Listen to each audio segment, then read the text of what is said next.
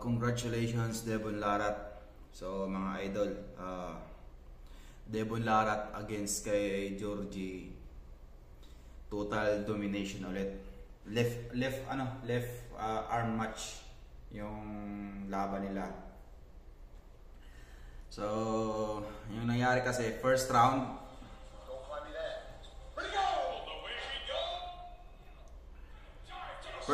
pa lang kasi masyadong malakas yung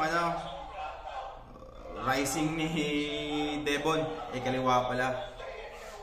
Masyadong malakas. Pero yung hand naman ni hand rest ni Georgie matibay talaga. Hindi siya yung nabebend, hindi.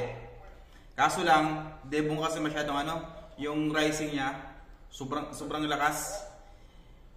Kahit anong side pressure na ginagawa ni Georgie, hindi niya maipin na nakokontrol ni Devon Larratt. Kahit gumaganya na yung rest niya, pero yung rising niya masyadong mataas pa rin hanggang sa mapagod. So first round, give up si Georgie gawa ng puro elbow foul. Yung rising kasi ni Devon ganyan, yung elbow naman ni Georgie umaangat, nahihila. Ganun kalakas yung rising niya ni Devon Larratt. First round talo si Georgie gawa ng sa elbow foul. Second round naman, king's move si Devon. King's move. Kaso lang talaga, yung king's move ni Devon hindi yung gaya lang ng king's move na may pipin mo, sobrang lakas. Hindi kayang ipin ni Georgie hanggang sa pagod. Tapos nagka-transition. Pagka king's move, nagpa-flop. Napipin niya si Georgie. Ganong kalakas yung king's move ni Devon.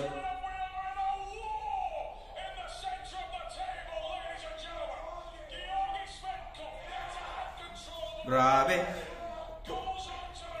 Hindi ang lakas ng rising na ni Devon pag naka-king's move. Yung tipong igaganyan ni Georgie, hindi niya kayang dalhin sa side yung king's move ni Devon. Pag nakaganyan na hindi kayang idalhin ng side ni Georgie. Hindi niya kayang hilahin to. Lakas.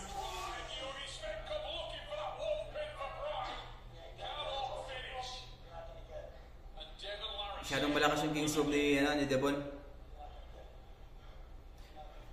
Malakas yung rest niya ni Georgie. Kasi si Devon dito nasa 120 kilos. Tapos si Georgie naman nasa 160. Give up siya hindi kaya ni Georgie. Sa fourth round hindi niya kaya. Kahit anong pag nasa king's move na pag nakagaya na sa Devon, hanggang dyan na lang talaga, hindi na kayang ipin ni Georgie.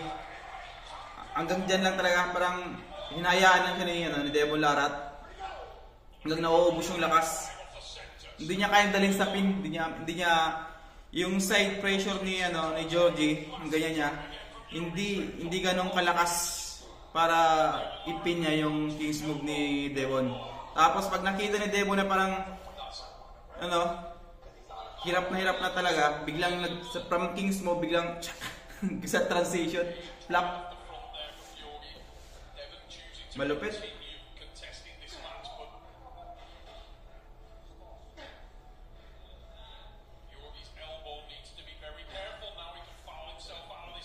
Puro nangyayari kay Georgie, gawa nung si Devon, yung sa king's move niya may kasamang rising. Ganon. So yung elbow ni Georgie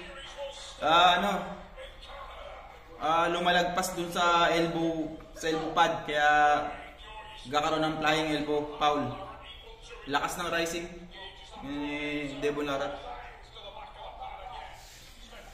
Para siyang si Monster Michael Todd yung king's move ni Devon, pero mas malakas yung king's move ni Devon Larratt gawa nung yung hand control niya, yung sa fingers masyadong malakas. Wala, kahit anong side pressure ni Georgie todo bigay na, yung tipong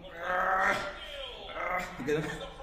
Pero yung King's move ni Devon hanggang dyan lang, hindi niya na kayang ilapit dun sa pinpad, hanggang dyan lang talaga. Hindi niya na kayang ibaba pa ng konti, ganun kalakas. Sabay, sa 5th round talagang ano na, bumigay na, yung tipong ubos lakas na si Georgie.